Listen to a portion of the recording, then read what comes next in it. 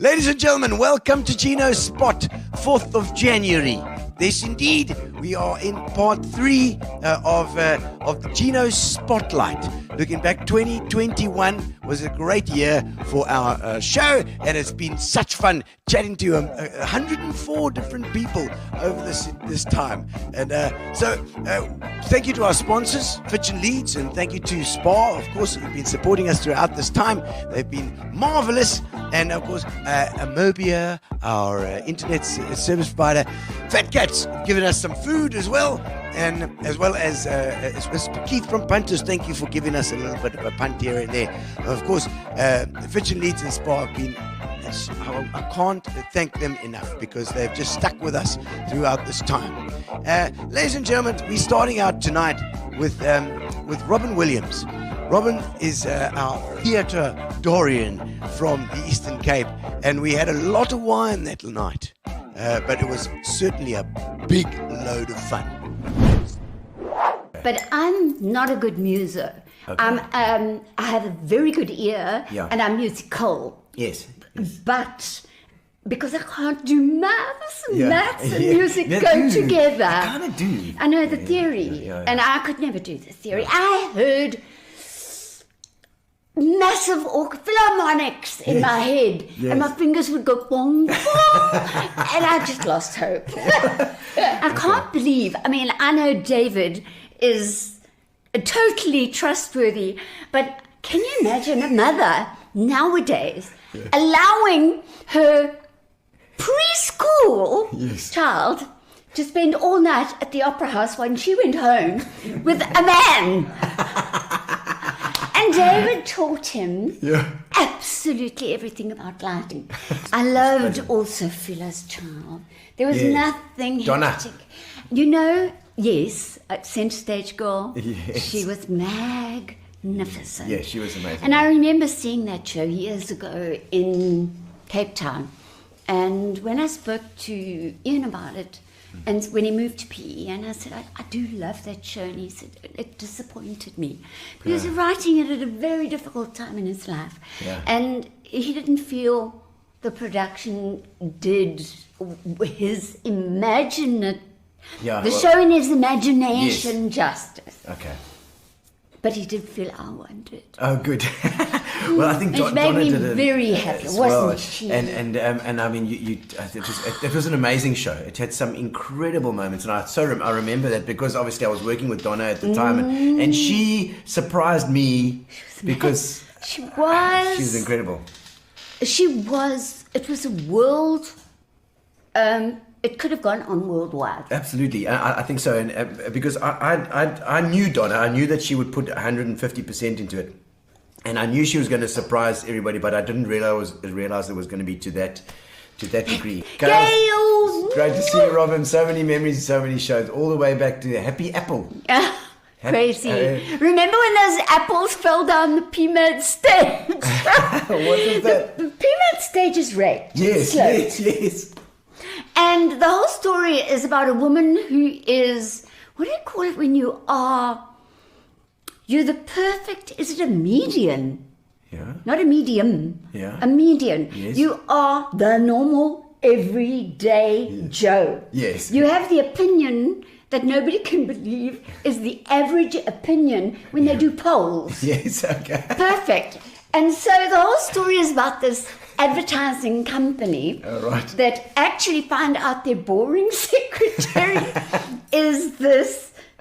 You don't even need any more polls. You've actually got her sitting in the office, and how they take total advantage of her. Yeah. And it is called The Happy Apple. It was very, very funny, and Bruce was in it with me, Bruce Sanderson. Okay.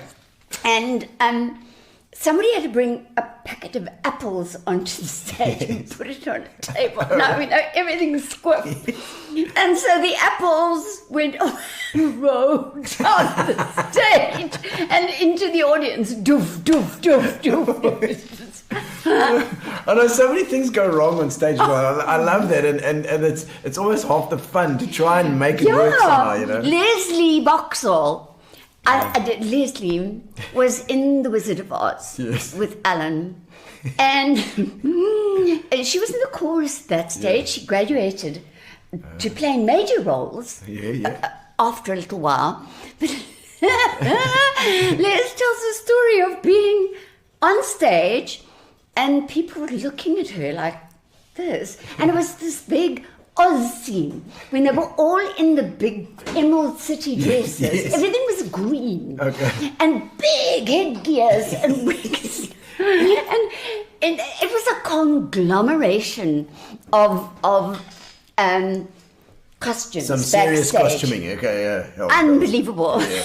And she got back to the dressing room and saw there was a hanger hanging in her headgear.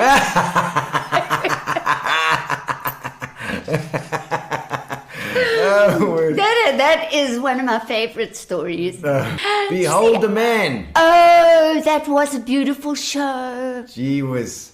I know. Alan was my voice. Demonic singing. Yeah, Behold the Man was. Did you do like a? Yeah, I did the whole thing. Oh, wow. And I played Mary Magdalene when she was possessed. Okay. And in that huge moment.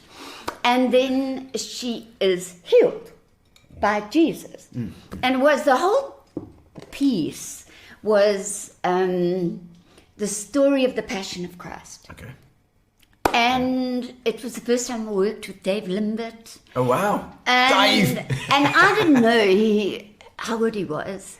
And I remember the show was so good. It was so well rehearsed. It was fantastic. Yeah. We get to the opera house and the tech just went, Takira. Oh, no. I remember lying on the floor between the rows. Oh, no. Sobbing my eyes out. Because I thought this is never going to happen. Poor Dave. Never. And then we actually broke down because the flipping... I'm not being blasphemous, but the cross wouldn't go up. Oh. You know, so you've got this dramatic music. Yeah, the cross is not coming up. And when it did come up, poor Bruce was on the cross and it was doing this. And it was 2 meters up. Holy crap. On top. And we stopped. Near-death experience. Oh, my word. We stopped. Yeah. And Dave, we finished, actually. Okay. And then Dave said, you know what? Why don't we run it the whole show again? Yeah. And those who want to go home can go home. Yeah. And we run it with the people who are prepared to run it. Yeah. Just so we need one run through for tech before it goes on. Yeah. And it did. I don't know. It was terrifying, but it was very beautiful. It's going to be our longest show for sure. Oh my gosh, I'm always doing this with you Gary boys. knows us old girls very well, he does indeed. We like to take time about what we do, don't we? Okay, what's your favourite way to waste time? Oh gosh, do I waste time? Well, I don't know, we'll have to ask Ellen. Yeah. No, I'm not a TV. I like cooking programs. Okay, well, that's very much a waste of time. I like food. And you know, when I get into my naughty mood in the classroom, Victor, you're not watching. John, you know about it. My ex-headmaster. Yes. Victor doesn't know yet. Yes. When I walk into the class and I sit on my director's chair and my leg kicks in the air, the kids go, she's not in the mood. And they get up and close the door and we chat. Not in the mood, I love it. Okay. Talk about my kids. Those people are boring. The last time, We all love our kids. the last time that you immediately regretted something that you said. Other than this recent time. Other than this recent time now on the show. Was there a time that you regretted something that you said? You remember these things? My kids can't stand me. Do you stick your They love foot in your me. mouth? They adore me. But I am inappropriate. You put your foot in your mouth all I'm the time. inappropriate. I love inappropriacy. That's Because I always feel as if I'm itchy. in a movie. Yeah, I feel like I'm in a movie, and the character would say that. So just go for it. Just do it. Push it. Come on, push it. I'm with you there, Robs. I'm totally there. Philippa will agree with me that my boys go, Dad. I know. And I'm like, and their friends are there or whatever, and I'm like, woohoo, let's go, baby. I know. Yeah, I do the same. And they are so embarrassed by me. Oh, but I Miss do. Lisa. I like my inappropriate bone. And I do have an inappropriate soul. But I'm good most of the time. But in the staff room now and then. In the staff room nogal. I love that. I have to say the thing everyone's thinking. Yeah. I do that too. Gary, Gary does it too. Yeah, I get it. Miss Louisa. Miss Louisa. What birthday fun we're having. Indeed, we're having birthday fun. Cheers to you, Vanessa. Vanessa Smith. Would you rather have an ugly boyfriend or no boyfriend? No boyfriend. Why would one want someone ugly in one's life? Hey, hello. No. Honestly. Yes, honestly. How old is Ellen now? 82. Well. And adorable. Can you tell we've had a few glasses of wine? I don't know if you can see that. Our teeth red. I've got a few more questions to go, and then we've got the competition. We've got to win the Fitchin Leads as well. But when can I pee? No, you can pee. It's in 3 more questions time. Okay, would you rather marry and divorce or never marry at all? I've obviously done it already. None of my other guests have done it. Wait. I've married and divorced and got rid of. Yes. Okay, once. Okay, all right. Then I'm married, divorced, and remarried. Remarried to the same person. Yeah. I have so many surnames you don't want to know. Oh my word. Springbok Cyclist won the cycle tour, I think 7 times, the Argus 7 times, and the Herald cycle tour, I don't know how many, 150 times. Anriette Schoeman came to the studio and stole our hearts. Her passion came from deep within her, and she shared her love of cycling, of course, but also piano tuning, which she started doing now. So many facets to these people, multi-talented. Anriette Schoeman. Can you go for an enjoyable cycle and just forget about everything? I must say when I was younger, I really didn't get the enjoyment out of it because I was too focused and too competitive. But as I get older and you actually start to appreciate your health more. I'm actually starting to appreciate that I've been given a good enough body that I can make the most of it. It's the only free thing that you'll ever get in your life is your body. And I don't care if anyone is this size or if they scrawny and they can't pick up weights. You know what? If you enjoy your body, like own it. Own it, and even if you come last in the race, if you love it, why not? Come on, tell us about the Olympics, because it must have been amazing. Was that kind of the biggest one? Was that the biggest race? Because it was in Athens, I think it was extra special because that's where everything started. And back in the day, it's been a while ago. We had to stay there for the whole month. Where now they've changed it, which makes sense because it's better for competition. They fly you in like 4 days before, and then you immediately after the event you leave because your calendar is quite packed. But when I went there, went to the opening ceremony, didn't miss a thing. It's so overwhelming that when I tell people about it, you kind of see this question mark on their face. No. It's like, yawn. But it's so overwhelmingly big. You feel like there's fish in a bowl, and it's.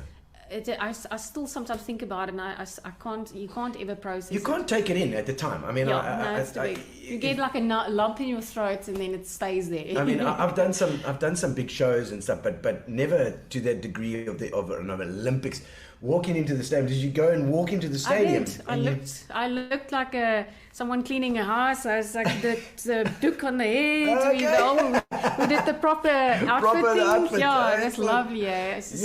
And obviously being with other athletes also, for me, like obviously we are at such a back foot as South Africans going to the Olympics. It's hard because we don't get that exposure to international competition all the time. So I was literally last one in when I went to the Olympics. I had to send my passport same day to Joburg to get my everything sorted, because you fly on chartered flights, so it's different. Okay. But it's just being with the athletes and realizing it's about celebrating the human spirit. That's why I embrace the Paralympics as well. It's just, to me, it's so beautiful. It makes me emotional when I watch the Paralympics as well, because it's on another level, but it's the best of what they can offer, and it's a celebration of being alive. Cycling then, when you were at varsity as well, because you had the bursary, there's a bit of inspiration to try and get it going. So I started studying HMS because I was like, what the hell do you study after school? I have Human no movement idea. science. So I was like, I'm into sport, so maybe that's the most logic thing. And then you have to swim and you have to do this and that, and then with the training and that and all the traveling in between, I hardly ever had time to attend class, so it kind of went pear-shaped. And then when you have to do swimming practicals and you're so tired from your training and you're half drowning and you're swimming, butterflying, you think, oh, my elbows are so sore, and you're almost leopard crawling on the bottom because you can't swim butterfly. And then my European program just took over, and just across and come back. What did that sort of consist of? Where did you go and ride? All over. I've literally seen every country in Europe. You haven't done what do you call it? The Tour de France? I've done the women's version of the Tour de France back in the day. It's a 10-day tour in France. But things have changed a little bit, so it's a bit more women's cycling orientated now. And they cater more for women's cycling than when I was cycling overseas. But I've basically raised in Australia, I've raced in China. China.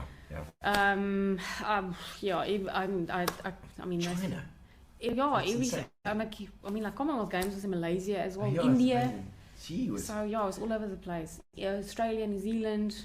How much time have you got? So it's really taken you all over the world.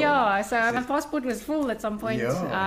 I love traveling, so and also living in Europe and experiencing the culture. And which countries did you stay in for a long period? I stayed in Belgium quite often. I've got really good Flemish. Kombuis. Kombuis States. But I spent 2 months, 3 months traveling Italy and France as well. We did some touring in Germany. Okay. I've lived in Switzerland a little bit as well. And that's basically. That's because it's different culture, different vibe. If found any places that you could move to and think. It's hard when you're on your own, but also I traveled a lot with the national team, so it made it easier.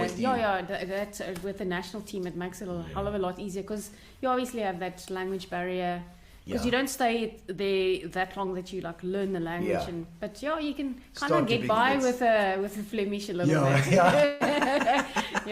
When people are talking about the Nederlanders. You've got, pretty much the pinnacle in South Africa. You've done amazingly well. If you look at it, so the August was 6 times. Is that right? I won it 7 times. 7 times. Yeah. 7. Oh, I got my numbers wrong. 7 times. Potato. Won the August, and then there's the local one is the Herald Cycle Tour. I love that race. Honestly, it's just it's so nice to do it with my local peeps and standing there and how's it, Gary? How's it? And it's loving it. It's your peeps are there. And it's all the races. I got 5 minutes of suffering and then it's all good. So you know exactly where you're gonna suffer. So it's all good. I know. What is life? I know. If it's not that. I got crazy friends. I got amazing friends. It's great.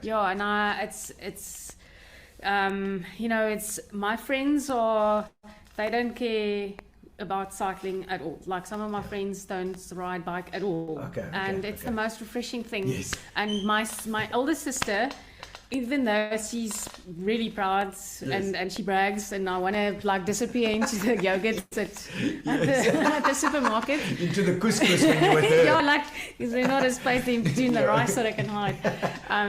She doesn't care if I can last, you know. It's that hug when you've had a bad day, and it's like she's like really motherly. Okay, oh, I love she's that. like my best friend. She's amazing. Oh, Yeah. And I like my other sister in Dubai is she's always got the best view on things, and like when things are really tough, it's like that's the first person I want to chat to, you know. So she can get out of the cloud and like, focus and say, listen, this is what you have to do. Rational advice until she has to actually apply it on herself. Oh, right, she doesn't do it for herself. She's going to do it advice. Yeah. You can get away with mountain biking, obviously, because it's such an endurance event. You can push it like deep into your 40s. Because it's not speed. Look, you lose most of your power, unfortunately. And sprinting was one of my stronger assets when I was younger. Yes. But now with the mountain biking, I use what I got. So you know, if I'm it's the head. and mentally I'm tough. You know, I can almost outwit my competition. If there's youngsters at the start line, I'm like, I'm playing with kids today. You monster! Yeah, I nailed it.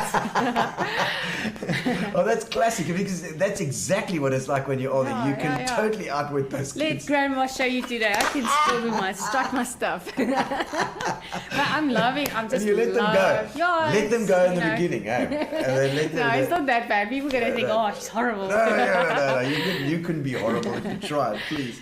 But I get that. I totally get that, because I do enjoy giving the youngsters a run for their money. Yes, and they think, yes, like, how does she do that, man?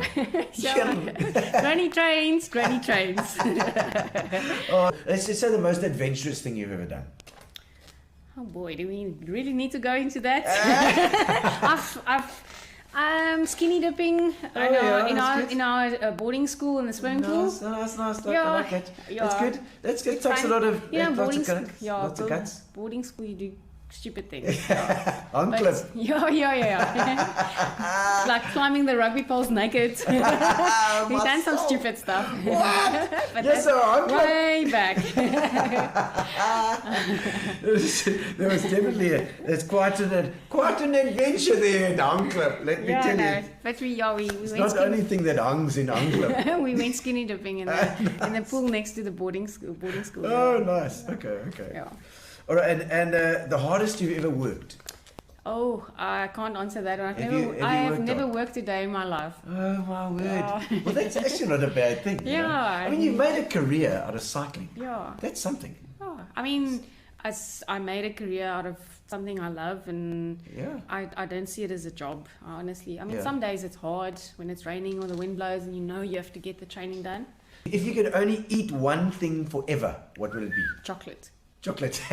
No doubt. I can have a slurp every single day for a while. I love it that much. You better keep your training up, because I tell you what, I have such a sweet tooth. I mean, catch up with you. Yeah, and I mean, like, the amount of sweets I eat, it's disgusting. I don't want to even mention it. Okay, no, other sweets that you like? There's malt chocolate balls. Any of those little ones? Anything with chocolate, but milk chocolate I really enjoy. I like a good mousse cake. Like that too. Top deck, says Jessica Mayer. Oh, damn it, got me. That's my favorite. Top deck, it's my absolute favorite. I got them like stacked up. Do you have a way of eating that? I bite the white off and then I chew it. And then the white's on the one side and the brown on the other. You mix it up. It's like, and it's like this flavor explosion in my mouth. One of the women making a big difference in our city is the current head of the business chamber, Denise van Huyssteen. She came in totally down to earth and so easy to talk to. She shared some of the interesting insight and backstory to the big decisions in the motor industry affecting thousands of jobs. I don't think people realize what happened with that exit. And basically it was, I think it was in 2015, December, just before Christmas. Yes. I got called into an urgent Just meeting. before Christmas. Yeah, so you were on leave, and then a group of us had to dial in for this call, and then we got told that the General Motors board had met in Detroit, and they had taken the decision to exit out of the South African market completely. So there would be nothing there. Nothing. Yeah, so and you were sworn to secrecy. We had to sign NDAs. Couldn't tell anybody, not even your family, friends, nobody. That's insane. Yeah, and then we worked on that project, but then we also we lobbied hard to get them to change their minds. We tried everything we could, and I think if we hadn't done what we did, there would have been nothing left. And it was actually hard because you drive to work and you think of everything you're driving past, and you know the company had a hand in that, and you think of all the suppliers, how those companies would be affected, the community support projects you do, the employees, you know. So it was hard living with that. And I mean, at that time in my life as well, there was just a small group of us working on that project, and you were literally on planes all the time. So you'd fly to Singapore and everywhere because you had to present all these things. And Detroit. Yeah, and you were dealing with American lawyers and all those people as well, because everybody was interfering in what you were doing. So it taught me a lot of patience. I had some really tough times as well, where you were sitting in meeting rooms, and then you have to hear how bad South Africa is, and South Africans, and you know, and then you're like defending your country. So, and I think the employees obviously didn't know that was happening. And then you also had media fishing around, and then you couldn't lie to them, but you also couldn't tell them what was going on. So it was a very delicate balancing act, and everything. When we gave speeches to employees, everything we did, I had to think of every single word. Our words. With everything, because you couldn't step a foot wrong. But that went on for almost 3 years that I lived like that. You know, and I was on planes all the time. Can keep a secret. I did. My word, no, that must be so much pressure as well. I see Paula and Kathy on our Siawela Foundation. I think I must have them in, because those two are another story. I think you should. They're quite a power trio, power duo. And so that's incredible that this small little group was then fighting for 5,000 people. You know what I mean? It's like at that time, I don't know what it was like, but you had to try and keep the whole thing alive. And so Isuzu then obviously came in. We had to convince General Motors to allow us to engage with Isuzu, to convince them to come to South Africa, and then we had to convince them.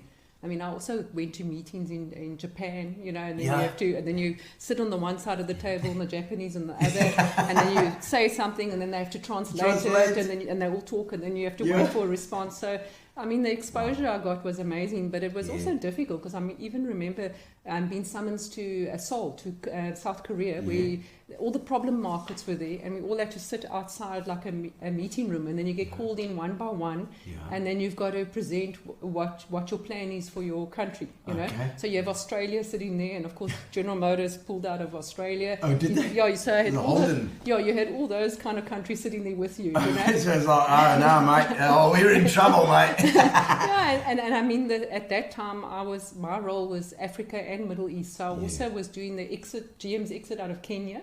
So I was running the South Africa exit and the Kenya one.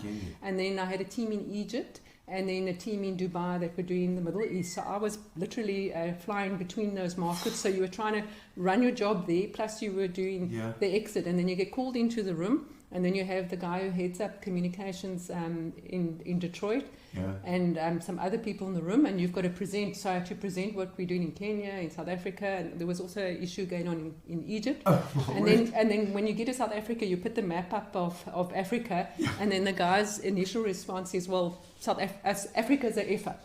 So it's all just one country. And then you go into your presentation and you try and explain that this is actually a good market for an automotive company to be in, because we have a program that was the APDP at the time that incentivized automotive production. You know, and you try and explain that, because it's different to the Australia situation where they didn't have that in place.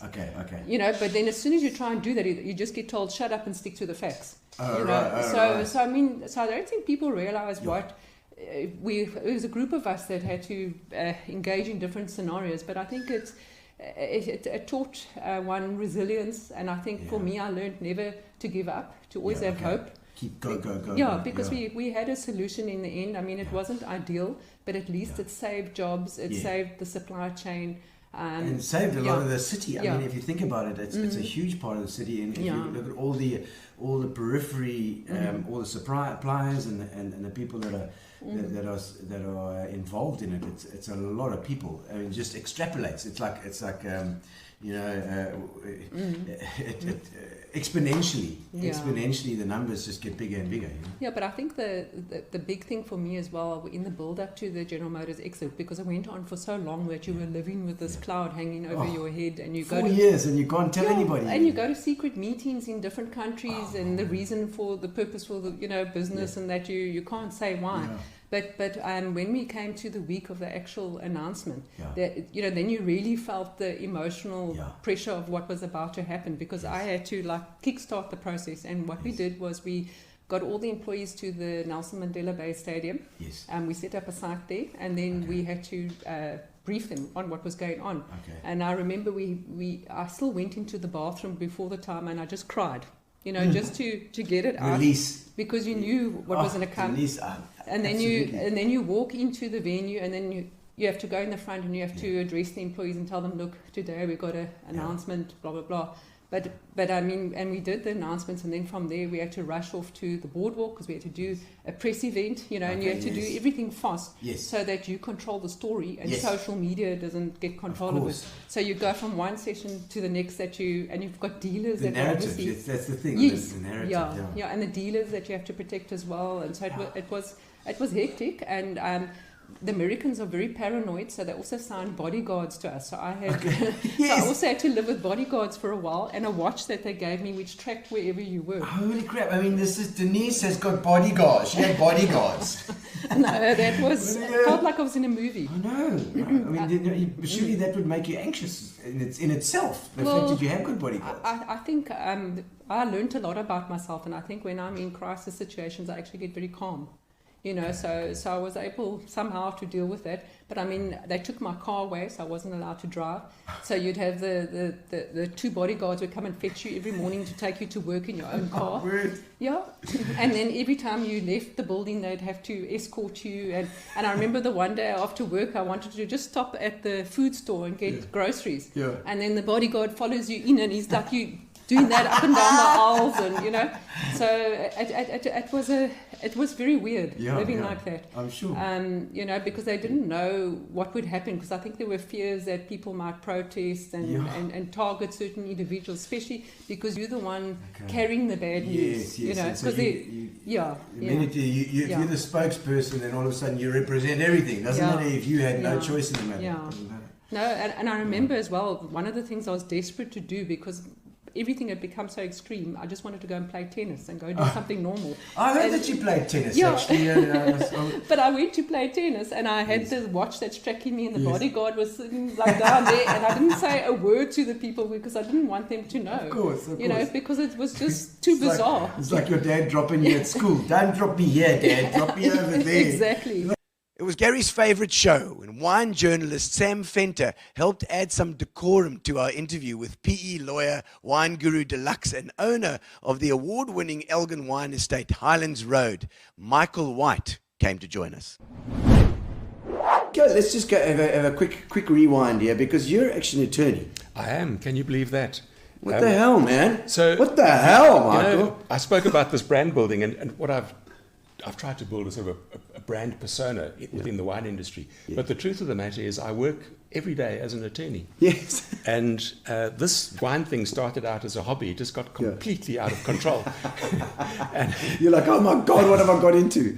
And I've had to, I won't say juggle, because I operate my work as an attorney sort of seamlessly and in parallel with my work as a wine farm owner, and a couple of other things that I do just for good measure, because I'm not nearly busy enough. Yes, no, of course, yes.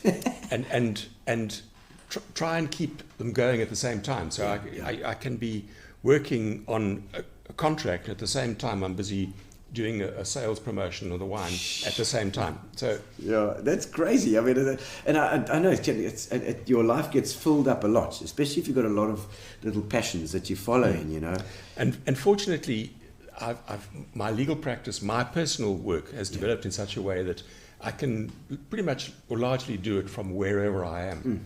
And of course, the last 2 years has taught us how to do that way better than what we could ever have imagined 2 years ago. That tech in place. So I'm able to, and I use the word very carefully, juggle again, the word you use, but move between my wine life and my legal life without necessarily relocating myself. Yeah.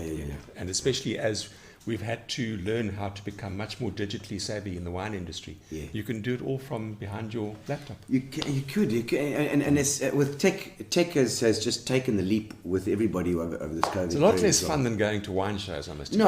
No. Going to wine shows, the wine industry's taken me to all sorts of funny little places. But anyway, I'm sure we'll come to that later. If you had to choose now between wine and law. Now? Yes.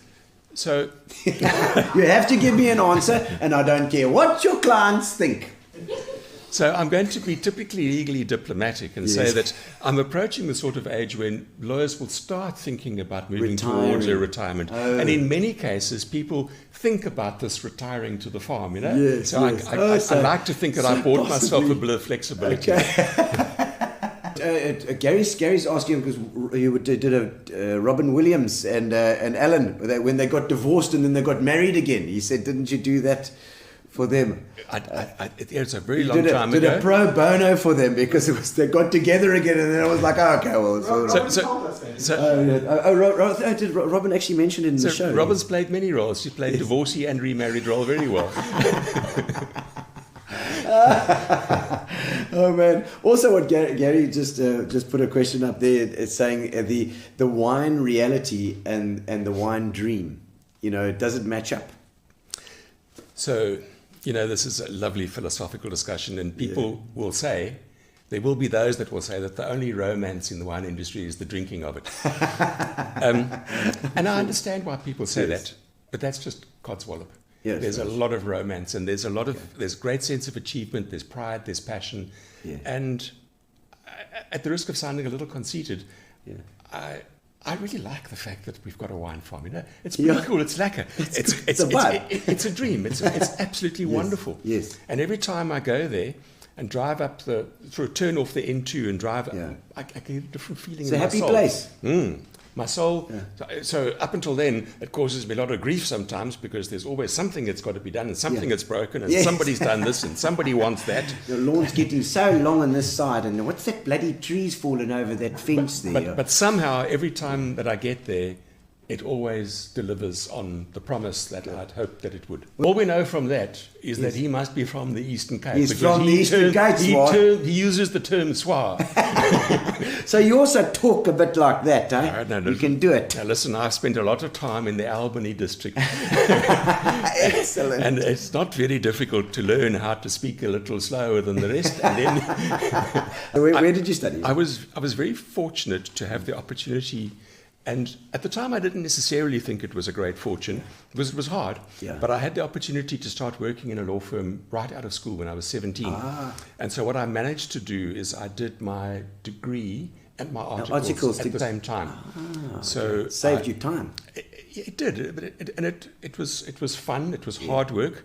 I had effectively then 5 years of practical training as well as 5 years of academic training. Okay. I missed out on some things, but I'd like to think that I gained other things that others who didn't have the opportunity. Missed out on your childhood. Well, I'm not going to cry about it. Well, now you own a bloody wine farm, honestly.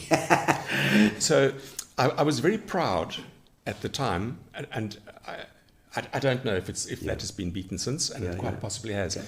But at the time that I qualified, I was 22 years old, and I was the youngest qualified practicing attorney in South Africa at the time. How on earth did you get into making wine? I mean, how did you get into buying the farm in the first place? So it's a story that is a bit of a tale, and maybe I need to discuss it with Sam as well. Well, maybe we should call Sam. Maybe let's call Sam. Let's call Sam. Here we go. Because it's time. It is time, Samantha.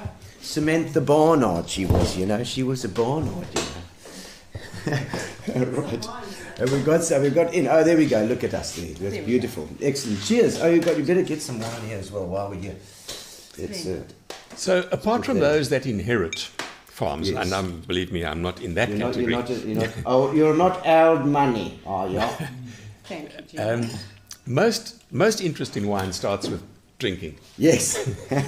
That's most people's first experience of wine, is the drinking and developing a love for it. Most people, of course, will then maybe build a little wine cellar, or maybe go on a wine course. No, not this Yes. idiot. This Oh, idiot's okay. got to go and learn how to make the stuff. Okay. So it started off with, as so many people, with a trip to the winelands, and many winelands holidays, and going on wine routes, and doing it for a couple of years, and eventually thinking, you know what, this might be a nice alternate. Yeah. This might be something that I think I could do at some time in the future. And that was in Franschhoek. And, you know, it's difficult to not be captivated by Franschhoek. It really is beautiful. a beautiful place. I know It's got Sam's been there plenty. wonderful natural scenery. Certainly at the time that I was involved there, the people were fabulous. It wasn't as big as it is now, and there certainly wasn't nearly as much of international big money, but it was starting to come in. And I just got involved, and I fell in love with the area. And decided that I wanted to learn how to do this. And I, through a series of events, ended up being introduced to a guy called Graham de Villiers, who owned a farm called Montrachel. That farm was subsequently sold to a Rwandan, I think it was, Miko Hwaitare. And he died a couple of years ago, and the farm went into curatorship, and it is now owned by Richard Branson. Oh, wow. So there's a nice little story.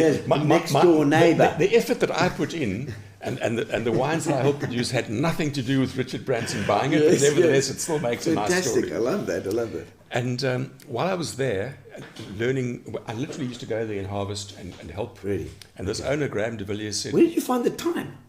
So I actually took some weeks off work, and I went and did that. Did labour. And at first visit, Graham was a little suspicious. He said, "You've got to be kidding me. So you're an attorney, and you, from the appearance, sort of quite healthy and robust and strong, and you want to come and work in the vineyards and the cellar, and you don't want to get paid for this." I said, "I just want the opportunity." So I was lucky enough again to be given an opportunity to be able to go and learn on site. And in doing that, I built up friendships, and that's how I built up a friendship with the winemaker. And Fantastic. we ended up buying a piece of land in Elgin. And there was a sort of a deal going that he wanted to have his own farm, but couldn't afford it on his own. I wanted to have a farm, but didn't have enough knowledge and skills. So we thought, okay, this was a good match. Put it together. And our first choice at the time was Franschhoek. And I said, look, go and look for the land. And when you find it, let me know, and we'll put it together. So he phoned me a couple of months later, and he says, I found the piece of land. Couple of hitches, couple of downsides. First is, it's not in Franschhoek, it's in Elgin. That's a Why Elgin? And then he explained the cooler climate, global warming, the right terroir, the right soils, very important, the right character, and very importantly for us, the land was a lot cheaper at the time. Yes, of course. And he said the second is that it doesn't have a cellar. So we'd have to build one. So I thought, okay. So that probably explains the cheaper land price. And then he said the last hitch is there also no vines. All right. So we're buying a plot. Jesus. But I was assured, and we did all the right climatology and meteorology and long-term studies, soil analyses, everything, and we were assured this was a good go. We had a more than even chance of making proper wine. Fantastic. One of the most recognizable voices in the Eastern Cape is on radio every single day doing news and sport is Neil Bissiker. And Neil popped into the studio and we chatted about all sorts of things. But during the conversation, we spoke about the fact that he should really start doing MC work. And post-show, he started doing it. So I want my commission. that you are a journalist at heart, but you've got the most recognizable voice in the Eastern Cape. I mean, I don't know if Gary agrees, but there is no other voice that I'll be going through the shopping centre, go to this warmer spa, and there's, it's Neil. People scare me in the shops all the time. Yeah. even through the mask. When you talk to them, when I open my mouth. Do you get that look? Because I understand that people recognise me when I'm around with the mask, less so. But I mean, with your voice, it's a no-brainer. It's just like. But it's weird. I suppose I must take that as a compliment. Yeah. Thank you. But I was squeaky when I started. Eh? Is it? Yeah, squeaky. When I started at the SABC, I was, and my first on-air gig was commentating at the cricket. Yeah, really? Oh. At St. George's. Yeah. And I had old Spuddy Parker and Sly Cunningham sitting in the box behind me. Okay. And I had a little short-sleeved shirt on. Yeah. And SABC crossed to me, and now it was time to give an update on that. Right. Yes. And I was so nervous, and I'm sure my voice was at like 8th octave. And I looked down because something caught my eye, and I looked down, and it was my short sleeve. Yeah. Shaking like this because my whole body was going. The adrenaline was just kicking in. And so I had this squeaky bloody voice. But I suppose over time you learn a lot about the trade. Yeah. Just through experience, not through necessarily someone training you. Yeah. Your voice is what you were born with. Yeah. You change your voice through learning how to inflect or sort of use your pitch. And it's so recognizable, Neil. It takes you like a half a second, and you know it's you talking, and it's not like it's an art to be have a voice and do something that sounds interesting. You know when you listen to the news, you're absorbed immediately. You're sucked in, and it's a lot to do with the way that you present it. It's so many years of experience.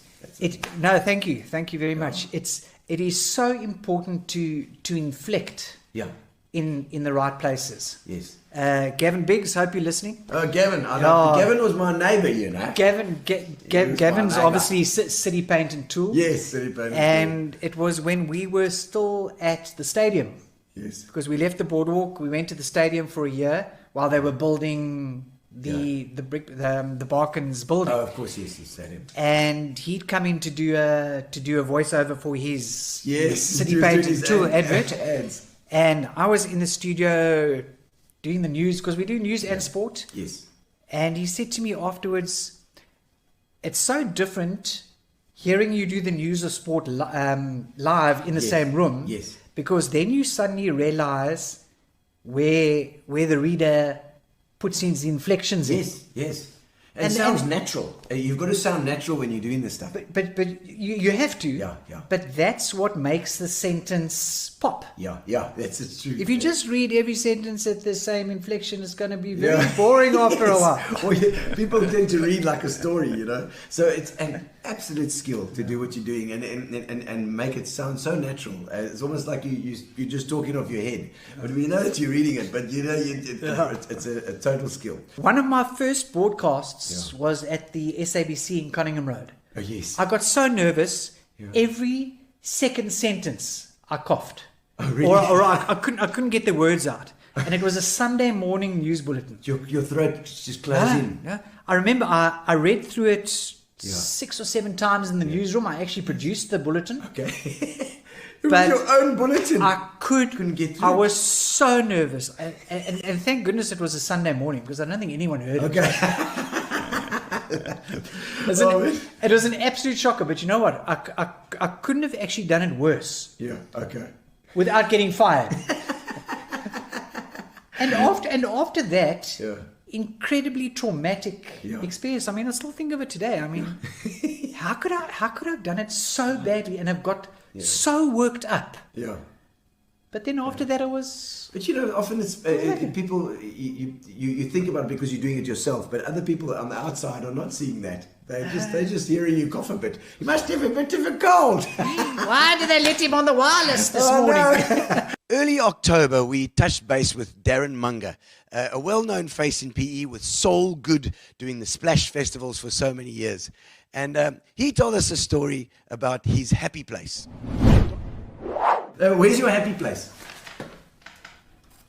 Land Rover, beach, away somewhere with my family. You haven't been like Land Rover in like bush, bush vibe, like Pavians. Yeah, there. Yeah. Pavians is beautiful. Beautiful, absolutely beautiful. Amazing. Entering from state levels. Right? You Amazing. beautiful places. And my home, my absolute happy places. Yeah. Okay, so you like being home as well. You like it's not like you never had that whole thing like, oh, I've got to make it and as a DJ and travel the world and that sort of thing. Nah, travel the world, yeah. Yeah. But come back again. Extremely grounded. Home is where it's at. Home with friends and family. That's pretty much where we're at. Yeah.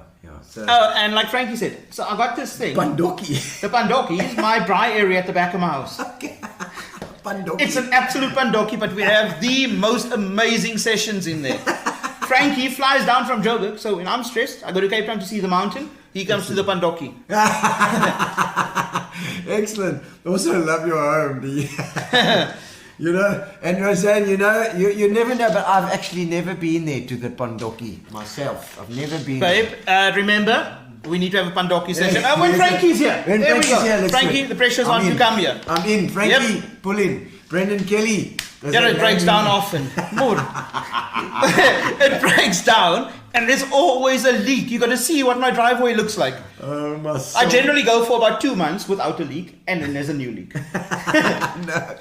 Donovan Noyle came onto the show and bridged the gap between the generations. We're talking about his new Tapas that has now since opened in Warmer, and with that prompted an outpouring of nostalgia for the old Tapas at the beachfront. Trevor Marburg wants to know, he asked Dog why he has a scar on his nose. He's not letting go of this, is he? No, he's not. Because there's no scar. I don't know. I see a little scar there. No, I don't. So, yeah, okay, Trev. He's sneaky, this guy. We've got to watch out. He's sneaky. You're being sneaky now. We need to know why you did got the Jeff. So, in our Senate 6 hostel. Yes. Because, it's at Queen's. Queen's College. They sort of soften you into senior school. Okay, you do So you go to a Senate 6 hostel, and then they sort of spread you out to... Okay. To the big ones. To the big ones, yeah. Okay. To the big ones. All right. So they prep you. Yes. And so I won't mention the guy's name, I won't embarrass him. Did someone murder you? And so there was a scuffle. Yes, okay. And it was going in my favour. Right. And the next thing I know, he latched himself onto my nose. Oh, his mouth. Yeah. And tooth marks. Yeah. So that's It's like Mike Tyson moves. Yeah. There you go. So it's not the ear, it's the nose. The place you lost your name, but always found your mates. That's a good way of putting it. Squeal.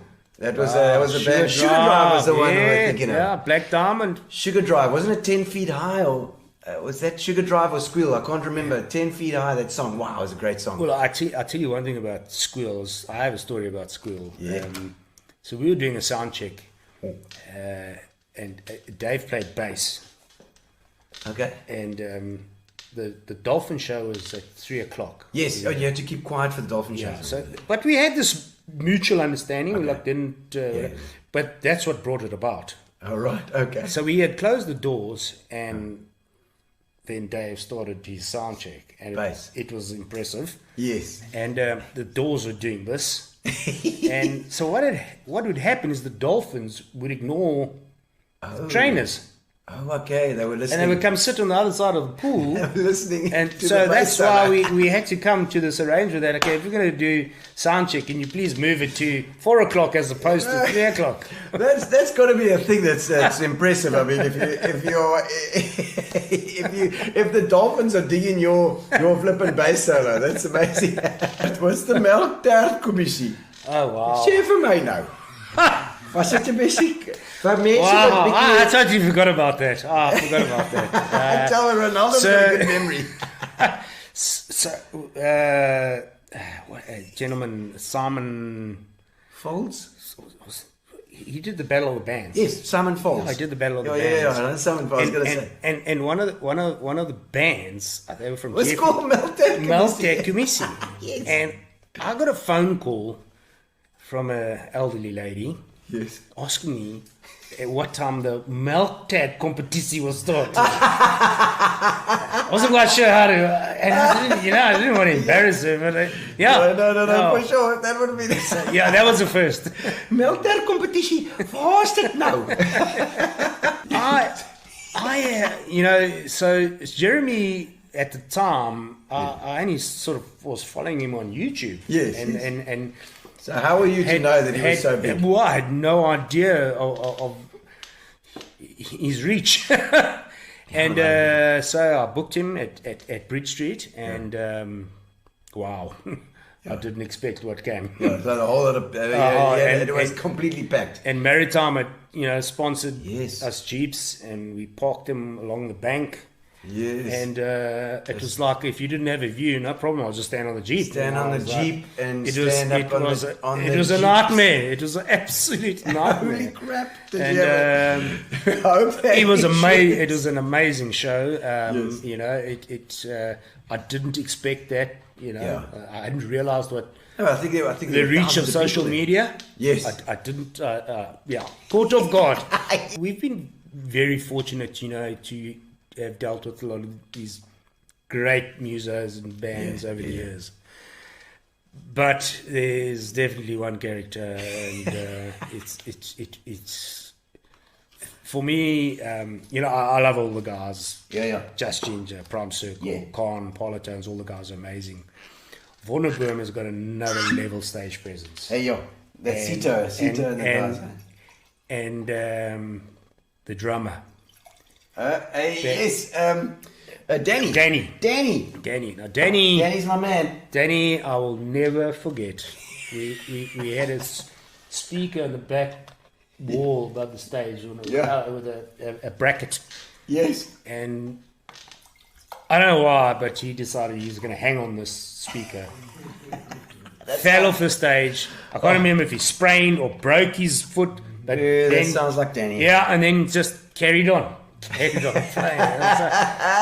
I'll never forget that. We were the biggest Miller outlet in the country. Yes, Roger Hilligan was saying to me, tell him about the biggest Miller outlet in the country. We were. So, this little pub in PE, was on the map there. And we were moving 32 hectolitres of Miller a month. Hectoliters. Yeah. I don't even know. That sounds hectic. It's lots. Hectoliters. It's lots. And but there was a lot of hard work that went behind this and hitting this brand. And one of the promotions we did was we would give away these 4-wheelers. Oh my word! Okay. So but in my discussions with breweries at the time, I said I don't want a scratch card. Yeah. See, okay, you can win. I said I want someone to physically. I've won it. They're the keys, and off you go. You want to draw it out, and they must be there. Yeah, and it's to be part of the vibe, Yeah, of course. So, and I think that was also part of the success behind it. Yeah. So we gave away a few of these 4-wheelers, and but we had a display at the entrance, and we had a break-in. Some chances. Did you catch him? Yeah, the guys caught them. I mean, I've had guys trying to steal kegs before. I don't know what they were going to do. I honestly don't know what they were going to do with them. How are they going to rig it? So we were notified that customers were sitting on the deck. I don't know if you remember, it sort of overlooked the Oceanarium side as well. And these guys were rolling this keg down the hill. And I was like, where's that from? how do they get past my doorman? You know, so Those doormen were fired. yeah. A couple of days before the election, we were given the privilege of interviewing the GA's federal chairperson, Helen Zille. So I roped in my trusty partner in crime, Ian von Memety, and we got to know a very different, softer side of South Africa's Iron Lady. Anybody can register. That's what for a comes special when Jacob Zuma sends you love letters saying, I'm thinking of you. It was a very... you got a great lot of reaction to that when this man who is deeply misunderstood, and I don't think was the right leader, but you provided a very nice, humane side to yourself and to him. Because Well, I got a big clapper from some quarters for that, from the woke crowd. Yeah, but it's almost like you have to, as you say, you have to just ignore it and yeah. in some way not engage with it. You just have to go, this is the human experience I had with this person. Yeah. And it's part of the human experience. You know, no person who is so unexposed to what constitutionalism is should ever be put in a position of running a constitutional democracy. I don't know if you know what happened with that. I got bits and Basically- pieces. Glad to hear my Helen and I have something in common. She plays the piano, I play the organ. You probably play properly, I promise you. After my first two concerts, when I nearly died of nerves, I kind of... Oh, really? So you did a little bit. You must come on stage with us once. Oh, yes. Never. When we do a show, the next time we do I've a only show. got 9.5 fingers, which probably accounts for the fact that I got so nervous. You're just a rotten musician, admit it. True. There's got to be a That's story. true. How did you lose your finger? Yeah, you see, I put it in the electric mincing machine when I was... No! Oh, I no. was trying to work out how it worked, so I stuck my finger in and switched How old were you? 3. Oh, shame. Oh, it's just what, it's just what you don't want. I had seen my mother working it, and I thought I'd get up and find out how it worked. Oh, sweet Lord, imagine your poor mother. My poor mother did take some time to recover, Which one is it? This one? It's my index finger. Yeah. Oh, so that's why when I say be the one, I lift up my left index finger, because it would look very funny if I lifted a storm. Be the half. Yeah. Be the half. It's got to be not be the one, be the one. This is a nice one. What's your guilty pleasure? Yes. What's my guilty pleasure? What is my guilty pleasure? Jeez. We're going to let you stew it out. I know you're going to let me stew it out. What is my guilty pleasure? She's going through all the list and she's just deleting them. Yes. She's finding the one. She's won the publicly. Do you like ice cream? Do you like chocolate? Chocolates Do you is like always the one. binging on the weekend? No. Do you like talking? None of the above. I've only just discovered Netflix talking about Oh, doing yeah. out The of it. series. You watch series. And Showmax. I mean, I didn't even know how to use them because I've lived such a pathetic life that I didn't even know about. I mean, I've got a chief of staff now who knows all the restaurants, and he's opening my eyes to. Even I've never had a Steri Stumpy before, and now I've had a Steri Stumpy. ways. Yeah, I A swear. Steri Stumpy? Yeah, Quote of the banana day. flavoured Steri Stumpy. Quote of the day, What Helen about- Zille. I've lived such a pathetic life. I've had none of these grand experiences. I said to my colleague, who buys a Steri Stumpy? He says everyone. Very nice. Well, I've better never try had one. Have it? No. Thank goodness. Oh, I thought I was the only person in the No, world. and you can't say it's a grand experience. It might be nice, a Steri Stumpy, but I don't think it I have qualifies as a grand I experience. had never had a coffee from Seattle Coffee in my life before I came here I to can't Nelson drink Mandela coffee. Bay. bucket list. There we go. She had to come to Nelson Mandela Bay. Now, if you're in Yes. Cape Town, let me give you directions. For your next driving to a Seattle coffee shop. You're driving next. This is the trouble. You just when you're focusing on one thing all the time, like Yes. just to get the next thing done in your work, you miss out on all kinds of things that happen in the world. That's true. But you won't retire. You'll fall in the traces. Well, I hope so, because I'll be so impossible. Oh, no, I was about to say, your husband will make sure that you're yes, always no, busy. Guilty pleasure, yes. Yes. I've got a very high cholesterol. Oh. And my husband is quite sticky about what I eat when he sees me. So I've got this rule that whatever my husband doesn't see hasn't got cholesterol. But when I'm piling on the cream on the scones and the butter on the croissant, Yeah. I think of him and feel very guilty. So that's your guilty That's pleasure. my guilty pleasure. That's a very good guilty pleasure. Actually. That's my guilty pleasure. I know he'd be furious, but I do it anyway. I hope he's listening now. No, thank goodness he isn't. I hope he isn't. Well, he can always watch on Saturday. Somebody Dear tag him. Johan, today Helen had a croissant and it's gone. A lot Lots of of butter cream. Yeah, and cream. and cream. But let me say this: that I said to my husband one day, just leave me alone. Let me eat what I like, because I only live once, and I like these things. He says, "Well, I don't want you to have a stroke." I said, "Well, if I have a stroke and die, well, that's fine." He said, "Listen, I'm not worried about you dying. I'm worried about you being in a wheelchair, and you will be bloody impossible." No, you would be the worst patient in the world. Why does your wife have the tape over her mouth? No, it keeps her jaw from opening. You as a patient, my word. Yeah, that's what my husband said. The first album I bought was, I think, Hard Day's Night. Oh wow! I was the With all the biggest. photos, yeah, it's yeah. got all the I photos was on. the biggest Beatles fan in South Africa, and Love I it. made it my mission to get every single Beatles track on top of the LM hit parade. Do you remember the LM hit parade? Yes, LM. Yeah. But not only the and if you call it OCD, not only that, but the flip side of it too. Okay, That no one had ever heard of, right? Yes, of course. The yes. flip side of the like seven Mr. singles. Postman, they all became And famous then- anyway. And then, exactly, and Ticket to Ride and all of that Yes. stuff, you know. So, LM Radio worked on requests, and I used to buy these piles of postcards, and I used to sit writing requests for the flip side of the Beatles 7 singles. So you cast multiple votes in the Multiple Beatles in the votes. LM elections. I cast multiple votes for those songs, multiple. And I'd sit there and I'd listen to this hit parade, absolutely determined that my song was going to come out on top. I love and it. I'd write it, all these letters and names and then different names. I mean, pseudonyms talk about jippering the voters roll. system. And I remember one day I'm listening to the hit parade. I thought, is the song now going to get to the top of the hit parade? Is it going to get there? And believe me, they announced it. And I was so happy. I jumped up off my bed and I clapped the light. And it was one of those round paper lights, right? I clapped it with my cushion. Oh, my word. And my father didn't know I was shouting in glee. So he walked in the room. My father was very Germanic, right? Yes. Oh, And like, you know about And Germanic. this bloody light starts unraveling. Oh, my soul. And my father stood at the door and he just watched this light unraveling.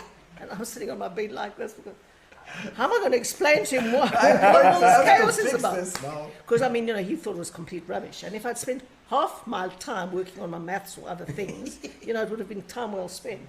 But I really made it my mission to get the Beatles on the top of the hit. That's very cute. And I mean, there was the Beatles must have made a lot of money out of it. Well, they surely did. I think I they would don't have survived without Helen. I don't know if they made any money at all. Anyway, actually. that's why I got interested in elections. okay. I was voting multiple I was voting times. them. And I had to speak on a stage in the round, and there was this huge auditorium filled with people, almost like a stadium. And they had a long script where I had to put the DA's offer and summarize the manifesto and, toy and do everything in between. And they put teleprompters around the room, around the thing, and I had to read them and move around and talk and spot and everything. And somebody was sitting in the audience with an actual copy of the speech in case the electricity went off. And now I'm in there and I'm going and I'm talking on this side and that side and turning around to this side and answering that side. I'm saying, and then there are these 10 key points. And I'm on number 3 and the electricity goes down. And I watched the guy in the audience and he's holding my speech and he's looking around. He doesn't realize. So I thought, shit, I've got to make up these 10 points now. And off I went. And there's this and there's that. And there's other 10 points. And the 9th one is... And the press are reading the pre-reads going, where the hell are these new points coming? Exactly. This one was really fun. I got to spend 90 sizzling, hilarious minutes in the company of one of South Africa's funniest comedians, Marc Lottering.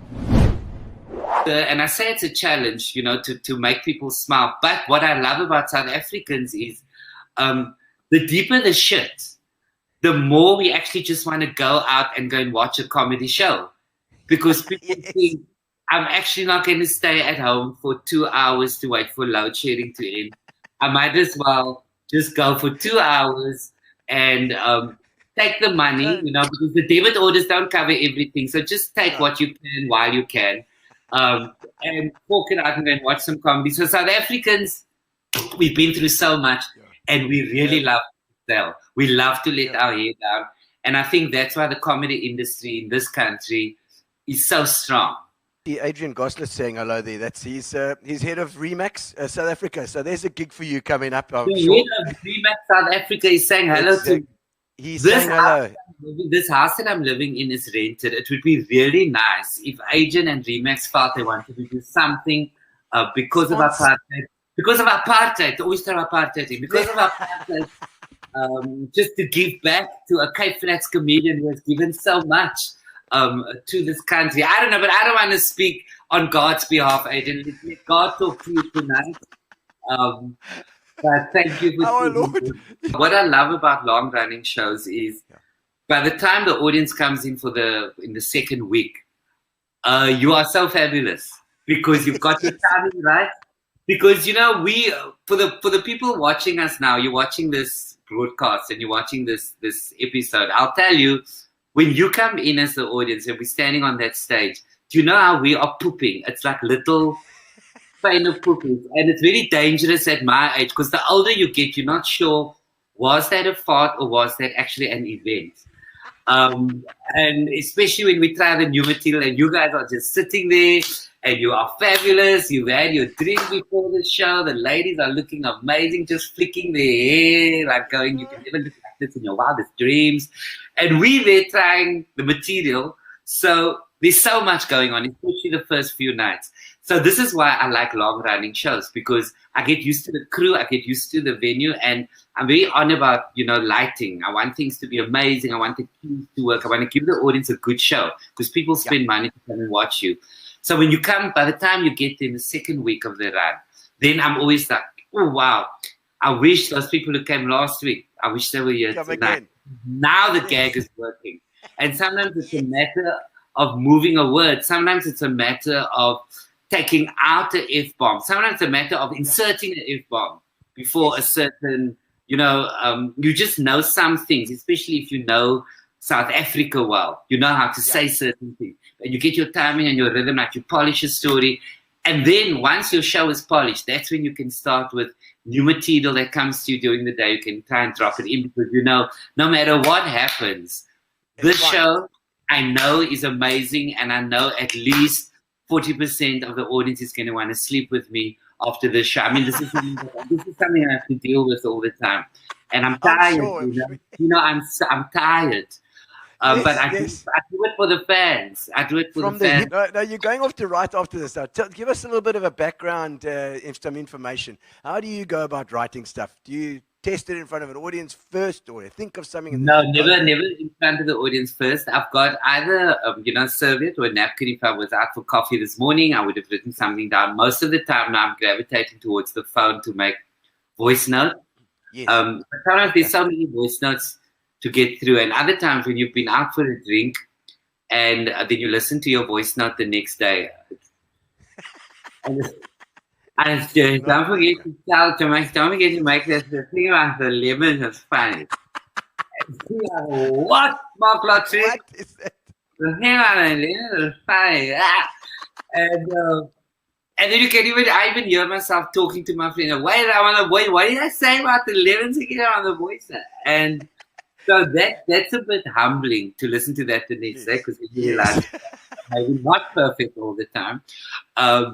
But I go to voice notes, I make notes, and if something sticks with me, more and more now, I'm finding that, you know, we've got to actually, you have to write these things down, because sometimes you forget to write it, and then you forget about it completely. Then you go to a gig and you hear another comic telling the story about the lemons, for example, and you go, I had a similar thing that I was talking. No, flip, man, why didn't I just go and just write it down and go for it? Yeah, so my process is to see something funny, and I try to look at the funny side of life most of the time. I don't think we'll survive if we don't. I would recommend it to everybody, and then if it sticks with me, I see if I can write a little story. And not everything's always funny. And sometimes I think something is amazing. And then I would run it by Anwar, and he would just stare at me and say, no, Anwar says things like, yeah, you're obviously going to tell it differently if you try tonight. Right, all right.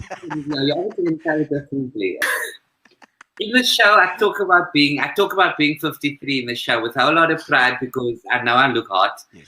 And I mean, never say 50. We might as well just talk about it because it's like elephant in the room. Hello. Yes. So, and the business about getting old is that, you know, you are still you, obviously, and you walk into a room and you're not thinking that it's almost time for you to go and stand in the Sasa queue. And then when you're on the second glass of Sauvignon Blanc and on the first tequila, you're feeling all cool, and you get your old usual flirtatious self, and you just want to say how's it to somebody. You know, you don't want to break up your marriage or anything, but you say how's it. You fire, and you want to share fire with people. You don't keep fire. Fire, baby. You fire. I went there, and you fire, and you want to share with people, and then somebody looks at you and goes, "Oh, Uncle Marc." And and everybody in heaven is laughing. You can feel God and all the angels screaming with laughter because you've just been told who you are. Yes. So, but life is amazing. You know, regardless as to what part of the journey you're on, because I still think, and I don't want to sound there like a Miss South Africa winner who wants to go to Israel. But life is a no matter what chapter of your life that you are in. I find still that it is perspective. Everything is perspective. You know, how you approach the journey, and that for me is always exciting. And I just, again, when I was chatting to the comedians yesterday, you never know everything, and that is so lekker. And even in this business, you on stage, I come home and I'm so excited because I've learned something new about what's going on stage, or about myself, or I'm approaching a story, how I carry myself, and you never know everything, and there's always new things to discover. And if you're open to it, that keeps life exciting. I think it's this business of acceptance of wherever you find yourself in life. This is who I am, or this is my label, or I'm living with this and I'm suffering with this. This is the label that's been given to me, and that's why I refuse. I refuse to go into any corner and to have any kind of label attached to me that's going to add restrictions or going to limit me in any way. I was starting out in the business, and I did a show called From the Cape Flats with Love, and I took the show to Joburg, and this was me starting out, being all bakhat, and we booked at Joburg Theatre, we booked a venue on the side here, a small little theatre, and these people came in to watch the show, and it was a block booking and sold out, nogal, for me starting out, and these people just stared at me for 75 minutes, because that was the duration of my show, without and they looked at each other with whispers to each other. And when afterwards the usher came to me and showed me a program, and they had programs for the pantomime, which was Cinderella in the big theatre next door to one of Janice Honeyman's pantomimes. Oh my God! And they had come. They wanted to see the pantomime. The person had booked tickets by mistake for my show. So they were watching this 75 minutes of thinking, this is the strangest flippant genie, or in a bot, because Aladdin was the show. They were supposed to watch Aladdin. This is the strangest genie. How is this lamp being rubbed to come out looking like this? So, and they stayed. How decent were they? They stayed. Nobody left. And I was that's saying something. 75 minutes of absolute silence. One of the most endearing and beautiful storytellers we had on the show this year was St. Francis-based photographer Sandy Coffey. I'll tell you a funny story about that. I wasn't going to tell you this story, but when I was 18, I was saving up money to go overseas. I desperately wanted to travel, and I went to waitress at this restaurant in Durban in Smith Street called Sir Benjamin's. And I remember I was in my sort of hippie stage. I had a headband, and I used to have lots of bracelets, and I used to smoke a bit of weed, and I used to go and serve everybody, and it was so cool. And one day they sent me to go and waiter on one particular table, and I did, and they were quite smart and everything. It was pretty cool. And then afterwards in the newspaper, there was a review. They were the reviewers, and they said we were served by Sandy.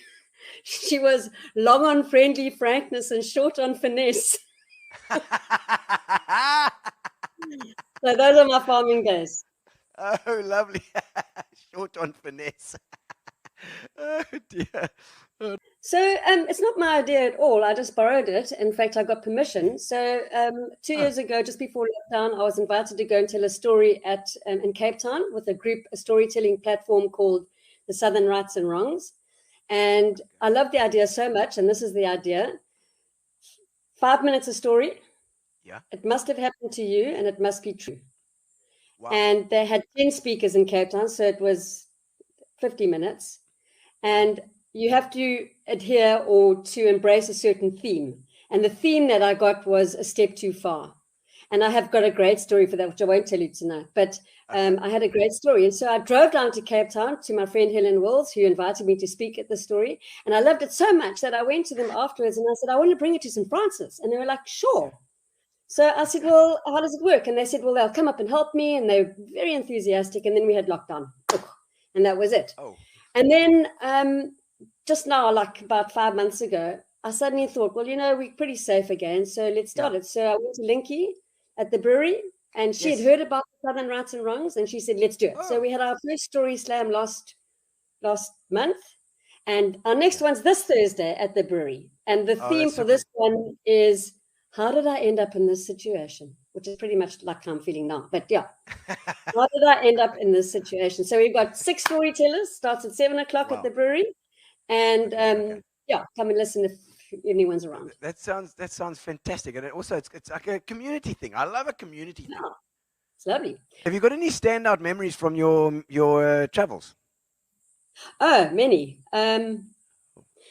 Just snapshot visions. I won't give you the story behind it, but I sang for my supper at a restaurant in Rhodes in Greece. And then I ended up staying there singing, and I lived in a house with a man who'd been convicted of murder. So that's obviously the whole story in love. Your dad would have loved that. No, he would have loved that, John. And then I found myself on a yacht in the West Indies as a cook, and I can't cook. And I lied my way across there to get the job. And then he found out because I broadcasted the plea to my mother. I broadcasted on the Hurricane channel without knowing it, asking my mother for a recipe. And everybody heard it. It was in Montserrat in the West Indies. My fingernails bled when I had to clean furniture in a basement in London. So, yeah, there's lots of all that stuff. Everyone goes through that stuff.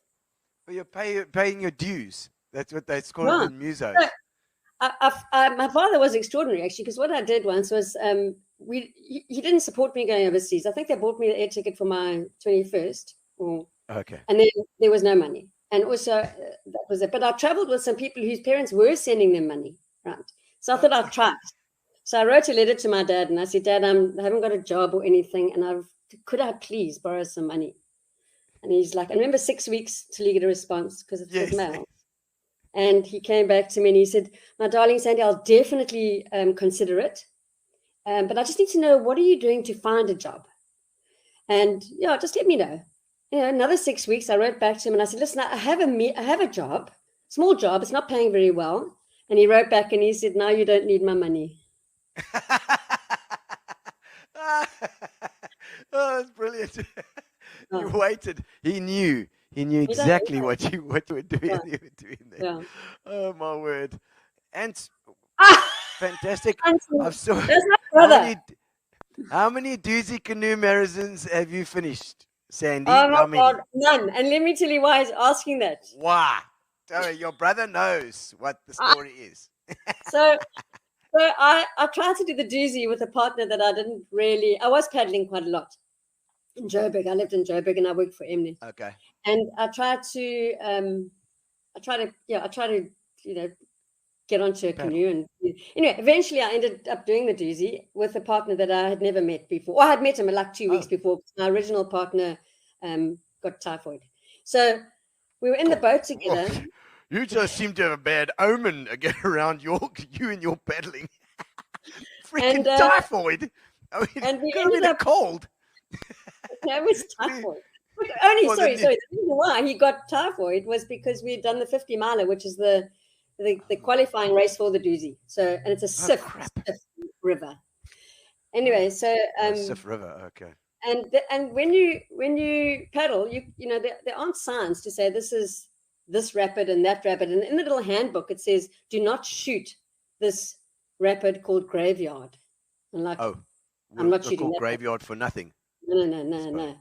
And of course we didn't know which is Graveyard or which is Little John or whichever, and straight in, and we crashed the boat. And my brother was actually photographing. Anthony's also a photographer, my brother, this one. Okay. And he was photographing the doozy. And his story is that 10 k's from the end, he was busy waiting for everybody to come through. And somebody said to him, there's a double in trouble a few kilometers up. So he started driving because he wants to get nice pictures of people in trouble. Yes. And as one nice, does. Anthony, trying to find the accidents. Drama. Yeah, nice. Yeah. And he came around the corner and saw someone dangling from a helicopter. And it was me. But when he only found out when he looked through the viewfinder. And so, yeah, I never finished the doozy. We wrapped our boat. That's my sister on the helicopter. Yeah, that's why he's asking. Oh my word! No, that is hectic, Anthony. That is and you know, not really good form to go and try and look for the bad news. We chase it. Don't worry. Chase the ambulance chasers. That's what they are. Here we go. Ask how she drew information out of my son losing his virginity. It took her 30 seconds. you know how to do this stuff, Sandy. Clearly.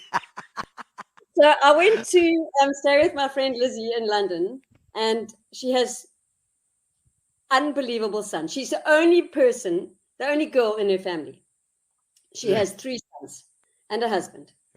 And I went to stay with her, and we had this braai, but I think we started drinking early. And by 6:30, her son came with all these beautiful friends. And Lizzie had to go and take a call or something. And by the time she came back, I had got the story from every one of them how they'd lost their virginity. And let me tell you that they did not even flinch when I asked them. Because I was like, how do you guys about sex? And they were like, oh, no, we like sex a lot. I said, okay, well, when was your first experience? And they did not flinch. I promise you, Gino. People want to tell you. Anyway, Lizzie came back. We were talking about the weather. And when she came back from her call, we were talking about virginity. That's a winner. I like that. So only if appropriate. Everything's appropriate on here, Bella. There's no rules on the interweb. So Bella and I lived opposite each other in Church Road in Warmer. And love it. My husband Which avenues? At Church, of course. No, which avenues? 9th and 10th. 9th and 10th. Okay, lovely. I'm getting it. I'm getting the picture. 11, but she was crawling distance. Triple story there at 9th and then goes on. Yes or no. Beautiful. So I used to go to Bella Zille. Anyway, Bella and I became good friends, and my husband had gone to climb Aconcagua the year before, but he didn't summit because he wasn't fit enough.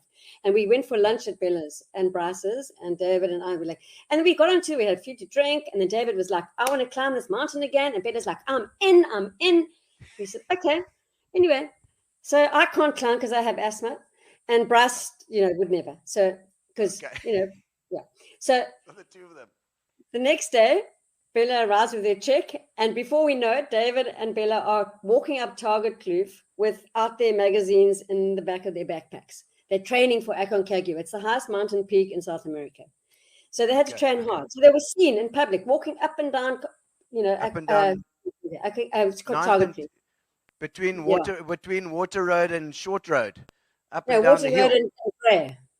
So up to the top. Okay. Anyway, one day I get a call and she goes, hi, is that Mrs. Coffey? I said, yeah. She says, it's Mrs. Anonymous speaking. Like, geez, I'm a legend. She says, I just want to share some worries. So I said, go right ahead. So she said, I'm worried that your husband and Bella are going climbing together. So I said, oh, okay. What is your worry? And she said, I'm worried that something might happen. I said, well, like what? She says, I'm worried that they're going to spend a lot of time with each other and they might have an affair. So I'm like, okay. So I first ascertained she wasn't a gossiper. I think she was really concerned. So I made that assessment very quickly. So my tone changed. So I said, Mrs. Anonymous, I understand and thank you. But what I would like to say is that people have affairs behind the warmer library in a car. They don't have an affair up in Aconcagua, which is 6,000, and you haven't bathed for 3 weeks. That's very unattractive. And she said, okay, but I'm worried. Are they going to be sharing a tent? I said, Mrs. Anonymous, they're going to be sharing a sleeping bag. It's -40. Otherwise, they're going to die. So she said, oh, okay, I just wanted you to know. So I said, okay, thanks very much. I put the phone down and I phoned Bryce. I said, Bryce, you won't believe this call. Yes, it's nice to say, Bryce and Bella and David and I are really close friends. And David and Bella went and they didn't summit because they got snowed in, but they had the most amazing experience. Yes. And it was just a cementing of our friendship, actually. Yes, no, fantastic. Oh, I was going to say the warmer library. I like that. We have to ask Camilla Ellis. Camilla Ellis, do you see a lot of people? Warmer library. Yes, do you see a lot of people bonking behind the warmer library? It's the new place of romance next to the bicycle track. There we go. I'll give you a story that's really interesting that'll lead into what changed me and my thinking about South Africa. Was when I photographed at Volkswagen, I was introduced to Jonathan Jansen, and then he gave a speech at the event. And he's an amazing guy. Yeah, and so I tweeted him, and I said about 2 days later, and I said, hi, I'd like to meet you and interview. And he came back to me and he said, well, can you be in Bloemfontein on Friday, whatever? And my brother-in-law and I decided we would drive up to Bloemfontein. It's a long way to Bloemfontein. Yeah, and we drove all the way up to Bloemfontein, Brian and I got a slot with him. And as I walked in, he said, which publication are you from? And I said, no, I'm just for me. And he said, where are you from? And I said, I'm from PE. And he said, you drove all the way I said, yeah. He said, you'll be very disappointed. I said, no, I don't think I will be. Anyway, I asked him a series of questions and he was absolutely fantastic. And the very last question I asked him was, I said, okay, I've got what I want, but what I really want to know is a personal question. I've got 2 sons and I want to know about South Africa and what should I do? I'm a white South African and, what's going on? What about South Africa? And he leant back, and he's a very big man, and he leant back in his chair, and it was like 30 seconds, and he leant forward, and he grabbed my hands, and he held them, and he's got big hands. And he said, what I would tell someone like you is to have a cold shower, to get some perspective, and wherever you can give back in South Africa, that's what's going to keep us going, is where people who can give back, do give back. And I remember thinking, that's an astounding answer. When he said, have a cold shower and get some perspective. And he said, this is your birthright. This is your land. This is your place. Yeah. And I tell you what, I told Brian, and we drove back another 8 hours back. And it was just quite a life-changing moment. I just thought, now, here was this man. He's like in demand. He was, and he gave me the best advice. Ask Sandy about building in her upper warmer garden. So let me hear about this. Church right. I have 2 very active sons, and when I was studying photography, I needed to keep them occupied. So they came to me one day and they said they want to build a house. I said, that's cool. In the back of our house, you can build a house. There's a big lawn there. I said, but you have to submit plans. You have to do it the right way. This is how you do it. And I gave them a list of things they have to do. And they eventually came to me with a whole plan. And I think they were, Joy, you might be telling me, but maybe they were 5 and 6 or 6 and 7. But they were at an age where they could conceptualize that they wanted to build a house. Anyway, they always got 3 sons. Well, 2 sons because Matthew was too young. But the other sons, James and, I can't remember his name. Anyway, and they came. So the 4 of them laid their plans down, and then they came to me and they said, no, then. So I gave them some spades, and they had to dig, and they had to dig until they were waist deep to put the foundation. It took them about 2 weeks. perfect. And then they came to me and said they were ready to throw the concrete. So I took them in my car and I took them all the way to Builder's Warehouse. And I said, no, we want to throw concrete. So we bought concrete. And the guy had to tell us how to do it. And they mixed the concrete and we had it delivered home. And then that took care of another week. And then they put the concrete in, which is fantastic because they had read it. And then they started building the bricks, because you had to go order the bricks. Yes. And they're building bricks. Anyway, so they go home. Joyce Radham's children go home to Gary and they say, Gary, we're building a house. There's not a chance. He said, Gary had to come and see. And he saw it like it was knee high then. But they wanted windows. So then we went back to Builder's Warehouse and we bought windows because they were going to put the windows in. Okay. And there was, okay. Anyway, so as with little boys, they did lose a bit of momentum. Yeah. And so it was after about 6 weeks. And then I said, okay, well, the next 4 weeks you have to take it down. So they took it all down. Anyway, and then the grass grew over the foundations. But then Dave and I decided to renovations. And then a builder came and he started digging and he said, which builder did this building? And we were like, it was our children. He said, thank God. I thought it was a builder because it was all squiff. So that took care of about 3 months of my children's lives, and they built a house. Well, they thought they built. Oh, that is classic. Which builder built these foundations? A couple with a passion for traveling and lifestyle design, owners of the classic St. Francis Brewing Company, Linky and Lance Kabot, shared some of their fascinating homegrown surfing, beer brewing, and travel stories. I mean, why rush through life? Yeah. What's the end goal? And you've given us a bit of the beer. This is the Beach Blonde. And I think yours a bit darker there, is it? No, it is also Beach Blonde. What's the Beach Blonde? Yeah. Is that your prime That was beer? Pretty much the flagship. The signature one, yeah. We when Linky and I were traveling in America, I learned how to make this in San Diego, La Jolla Brewing Company, and it's a very light, easy drinking, super thirst quenching beer. La Jolla, is it like Hispanic vibes to it? Eh? Yeah, it's spelled Lajoll. La Jolla with the J, like jalapeno. La Jolla, we would say La Jolla. And so I mean, and this has gone countrywide. Yeah, this is done very nicely. People love it. It goes down so quickly. Yeah. It's very young. It's refreshing. It's light. It and is. refreshing. It is. Because you broke your neck.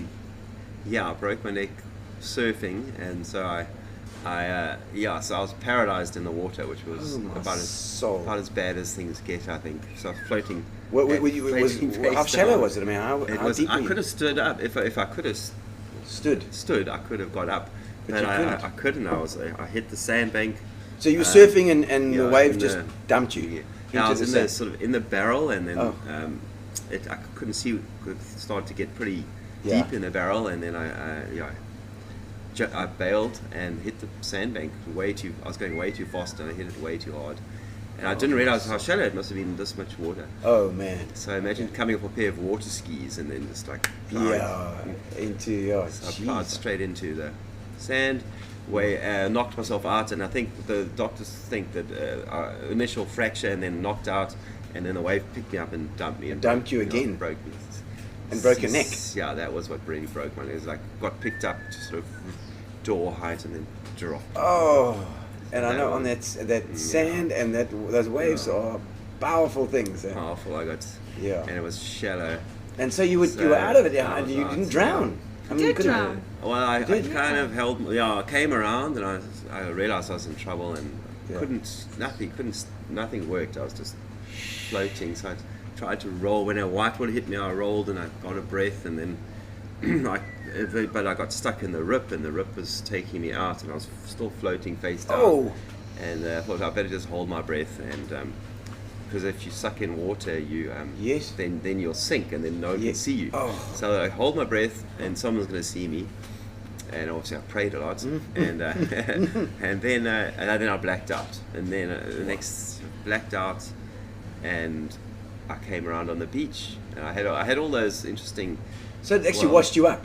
No. Then I was blacked out. The guys saw me. They thought I was messing around, and then they thought, no, something's definitely wrong. Yeah. And they got to me, and they actually thought I was dead. Whoa. I was all purple in the face, not looking good. Yeah. And so they Fred, two guys basically got me onto the beach. Who are the two guys? Fred and Dylan. Yeah. These Stevens. Brothers. Yeah, they were. Okay. They basically. The one guy was in the water with me, and he's got a nice loud voice like Fred. Okay. Yeah, and he got everyone. We're far down the beach. It was quite quiet part of the beach. Wow. Anyway, he got help and got me onto the beach. Thought at that stage I wasn't really gonna make it. But there were two trauma surgeons on holiday. What? It was December in the holidays. Trauma oaks. Yeah, right to their feet as they walk past. Husband and wife. Isn't it- there was Jenkins. Wow. Healthcare workers. We like them, the healthcare workers, you know. Immediately got they immediately got to work. She had stabilized my neck, started resuscitating me. And on the last pumping attempt, breath. Wow, Lance, that is that they were going to resuscitate I him. actually thought I was done. And Were you on the beach as well? I was surfing, and the other amazing thing is my cousins were walking down the beach. So they pulled Lance out at the feet of the trauma surgeons. They started, and then my cousins walked past, and they're like, "Hey, that's Lance." Yeah. So they knew who to call. Yes. I was surfing, and they called me. Wow. And I remember Panic. I remember thinking, please don't let it be my son, because my son was like 9, and he was surfing. I'm like, please don't let it be anything wrong with my son, but if it's Lance, it'll be fine. Because I know he's big and strong. He's strong. So it was him. No, she was. It was also when I got back, because I was recovering, so I thought I got back into brewing beer. Okay. And I was brewing like. Was it a long road to recovery as well? About 6 months. Took me about 6 months to. Because you were get paralyzed. back. I mean, I was paralyzed. You start getting. Yeah, I mean, he couldn't even I had touch. 2 operations. I couldn't do anything. For the first operation, I was totally paralyzed. Yeah. And then the feeding came back in my left hand side. And then the second they found my head was sliding forward and still pinching my spinal cord. Okay. Second op, they bolted me up back at the back here. Okay. And then I started to get feeding back on the right. That nerve in your back.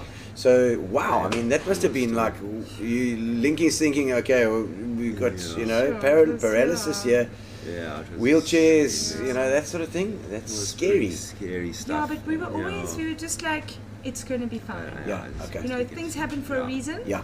Like, I don't know, you just get into this, like, things are going to be, and my uncle's a surgeon, he's like, oh, Lance's arm, he's never going to be able to use his arm, his foot, or something.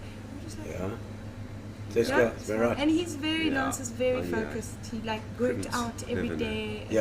Like, he used to be able to pick up like a 60 kg kettlebell, and he couldn't even pick up like a 2 kilogram. Like really weak. You lose muscle so quickly. Yes, you lose your muscle. 5 weeks just lying in a bed and just.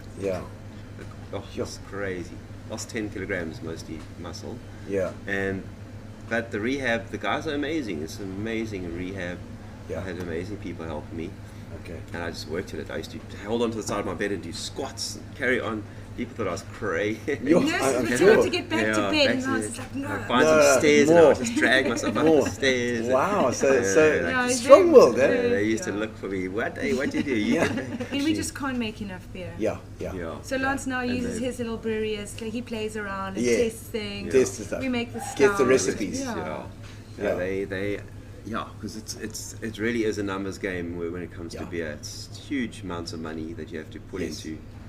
We went to Indo for a month, about 4 years ago. Indonesia. Our friends have got a surf resort there. Wow. Our friends from Hermanus, Bilao Beach. Okay. And we took him out of school for a month. Wow. He was in about grade 9. Ooh, not very responsible taking your child out of school. Yeah, we were already here, so we'd enough responsibility. And we went and stayed with our friends. They were building their surf resort, and we stayed in their little tool shed on a tropical island for a month. And but you guys strike me as not very materialistic. It's like you prefer the journeys, the travel, the life experiences as opposed to things. Yeah. But what did we do when we were traveling? Did we just get up and go somewhere? Oh, we did a lot of that. We did a lot of that. So you've done that a lot. We just drive into Lancet.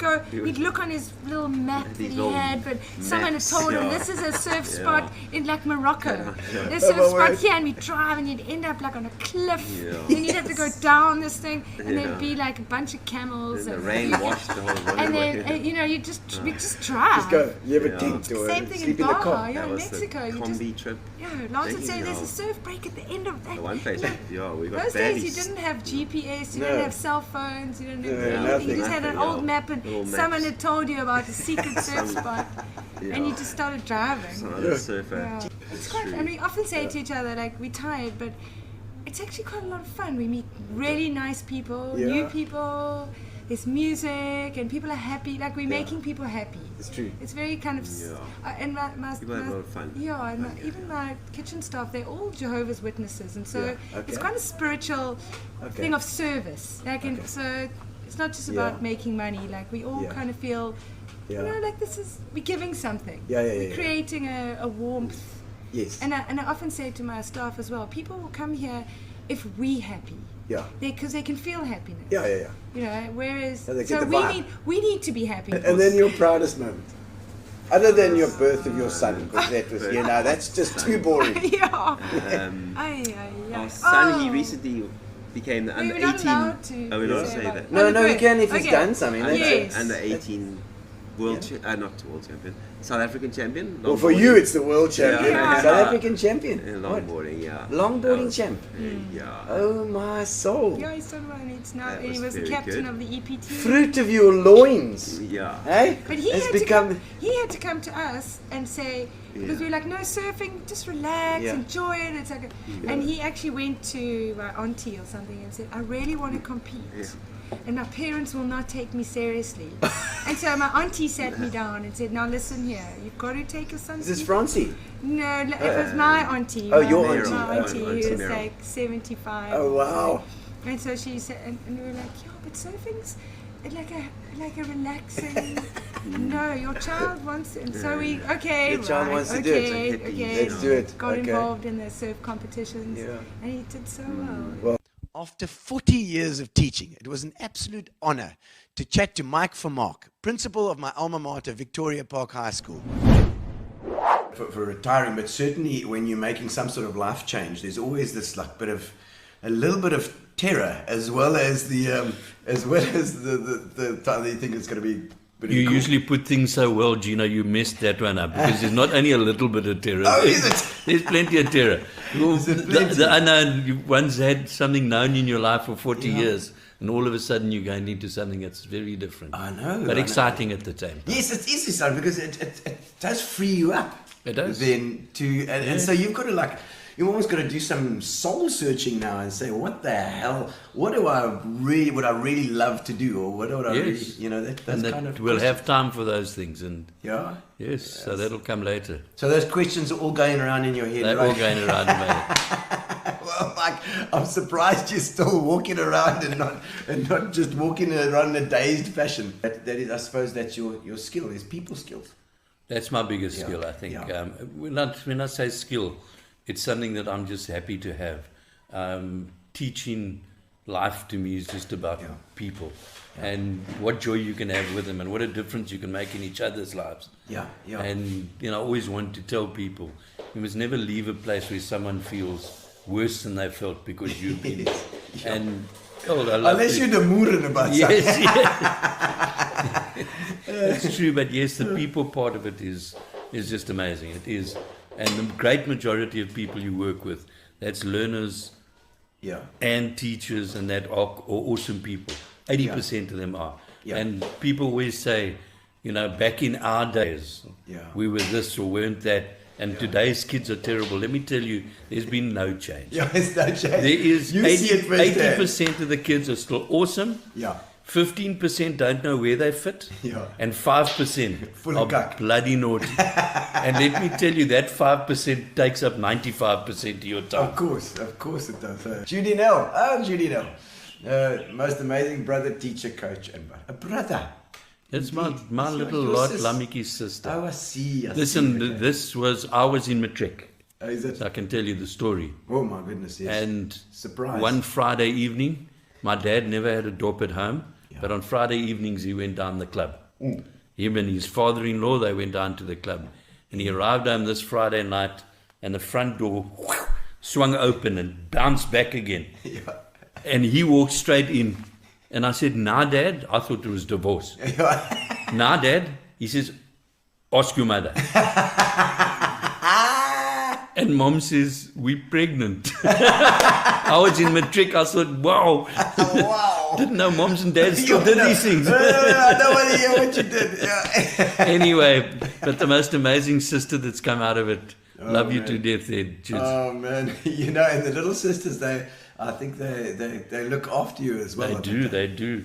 She still does. And I think I can mention one that I thought of when you said that. Yes. Is that part of the school, they reclaimed some of the junior bathrooms for office space. Yes. And moved toilet spaces further down. Yeah. And two of our heads of department were sitting in their office. Yes. And they heard a bit of a noise in the roof. Okay. And what had happened is one of the boys had got up into the roof above the toilets. Yes. And he was having his smoke in the roof. Smoke up there. Those toilets on that side were definitely smokers' toilets. That's right. And anyway, he just stood in the wrong place and he came straight through the ceiling. He landed on his ass on the floor in front of them. And all he said with the cigarette in his mouth is, "Oh." Yeah. He dropped an F-bomb as well. He dropped it. Why? And straight away, the teachers had to hold back their thinking laugh so much. Sure. But the poor boy hurt his coccyx. But it was, I'm sure. It came down quite heavily. You didn't even have to punish the lad. It's like, it's okay, buddy. You nearly paralyzed So yourself. we left the hole in the roof. Did you? We patched it up like temporarily, so you could always refer to it. Oh, lovely. I was sitting in Mr. Vermaak's office, and he said, "Listen," because he spoke about counselors. So I was one, albeit for a few months. And and I sat in his office, and he said, "Do me a favor, please. I'm going to do my best to fight for you to keep your counselor badge, but I want you to stay out of the headlines, as long as you can promise me that." Yes. And I said, "No problem." And that afternoon, I had rugby initiation for the new guys, made them do that naked run down 6th Avenue warmer, and the next day we were on the front page of the Herald. Thanks, literally. You did the one thing he asked you not to. So, I mean, Mike is a magic man. Unfortunately, he couldn't do that much magic because I expressly went against what he asked for. But oh man, it was great being a student under your tutelage. Who has been the kindest to you in your life? My mother. Your mother. My mommy. My mom had my back. And let me tell you, my twin girls, they've also got my back. Yeah. They will. Got to tell you a little story then. Yeah. When I was looking for a house in PE, Yeah. twins were tiny. We were still living in Huyssteen. And my wife tried to get hold of me because my dad had somehow, or I hadn't told my dad that he had to fetch the kids from school. Oh, right. So my wife had got a message Yeah. from the school, is that your girls are standing on the pavement crying. She got kids over there. When your father gets on it, take the hammer and I'm going to smash his phone into 1,000 little pieces. Anyway, when I heard what it, I flew home. Yes. Got home to With a lot of sorries Got in your home to mind. Huyssteen, knocked on the front door, and these two little ones were standing at the door. "Dad, we've hidden the hammer." So I don't call someone that has your back. I call it they'll hide the hammer for you. So my two, so they've got my back completely. So there we have it, ladies and gentlemen. Gino's Spot. We have 36 interviews chosen over 3 shows from 104 episodes of Gino Spots in 2021. That was part 3, and we'll be back live soon. Please check out the YouTube playlist where all the full interviews are available, and it'll be in the description, so you can just click on it. It's easy. You just click on it. YouTube.com/Gino Spot. And if you enjoy Gino Spot this year, please take the time to subscribe, because it will mean a lot to us and it helps to build the channel, so that you also then you won't miss out. So you subscribe to Gino Spot on YouTube and you click the bell, and then you won't miss out ever. So thank you to our sponsors, Fitch and Leeds, and thank you to Spa, as well as Amobia, our internet, Nicola and the guys. And we'll be back live. Of course, we'll be back live on every Tuesday and every Saturday in 2022. And we can't wait to see you. Comment. That's right. Subscribe. Relax, sit down. Coming out of PE town. Drink, find a shot. Never mind your liver, get to Gino Spot. Gino Spot. Get to Gino Spot. Gino Spot. Have a laugh, have a giggle, and exercise your middle. Have a Gino shot.